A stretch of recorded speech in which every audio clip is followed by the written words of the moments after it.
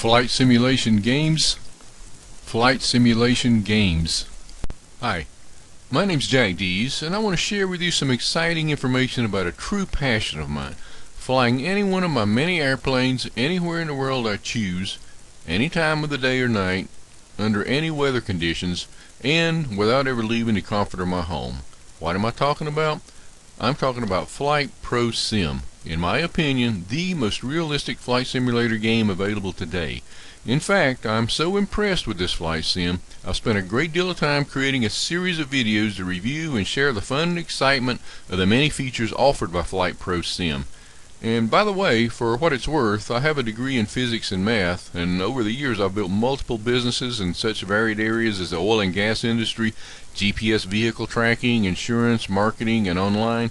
And I only mention that because I know you realize anyone can make a video these days, and I want you to know there's at least some chance I know what I'm talking about.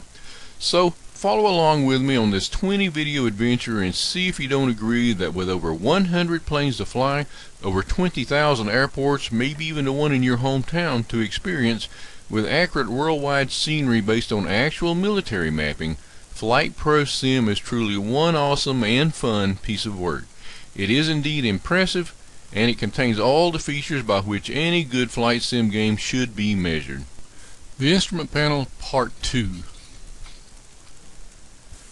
And again, this is a picture of the instruments we'll be referring to in this video, the previous video number 12, and the following video number 14. So you do need to get a free PDF download of this picture of the instrument panel at www.topflightsim.com. Go to that website, you can download a PDF picture of this instrument panel and hold it in your hands to consult with as you view videos 12, 13, and 14. Flight simulation games. Flight simulation games. Below the vertical speed indicator is the RPM, or rotations per minute indicator, which displays the rotations per minute in hundreds of RPMs. The green arc marks the optimum region for long-time flight. And the group of the main instruments further includes the gyro compass being situated below the artificial horizon, and besides this one there's a magnetic compass sitting on top of the panel. 4 of these gauges being arranged in the form of a T are of special importance: the airspeed indicator, the artificial horizon, the altimeter, and the compass should be scanned regularly during flight. And besides these, there are several supplementary instruments. To the very left you'll find a clock, obviously being an important tool, for instance, for determining turn rates. And below the clock there's several smaller gauges displaying the technical state of your engine. And certainly the most important of them is the fuel indicator, as any pilot should know. And this is a picture of the fuel indicator. The ignition switch is situated on the lower left corner of both of the panel, and it has 5 positions: off, left, right, both, and start. The first one is obvious. L and R do not refer to 2 engines. Actually, the Cessna does only have one, but the 2 magnetos being present for safety purposes. The 2 switch positions can be used for test purposes during pre-flight. And during normal flight, the switch should point to both. The extreme right position is for using a battery-powered starter to operate with the S key. And the right-hand side of the panel is occupied by the radio stack. Here you find 2 VOR receivers, an NDB receiver, and 2 communication radios, COM1 and COM2, as well as the autopilot. And the communication radio, the first we'll talk about, is used for communication with air traffic facilities, and it's located in this position at the end of the red arrow.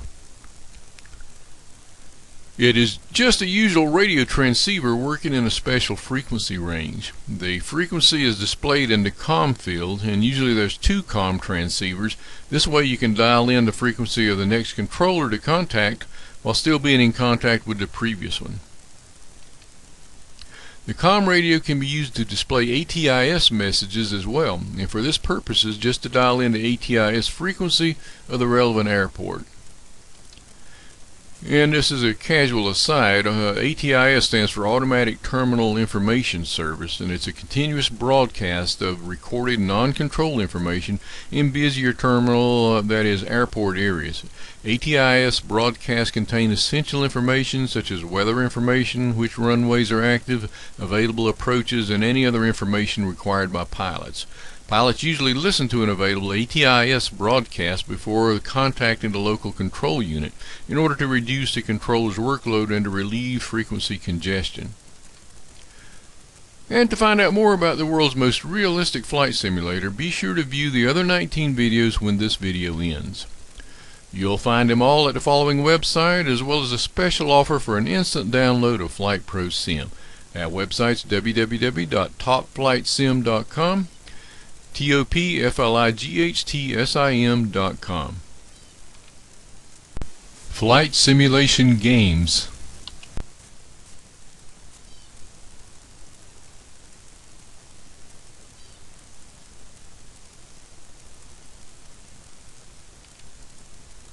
Right now, be sure to check out all the other videos and a very special offer at www.topflightsim.com. Where else?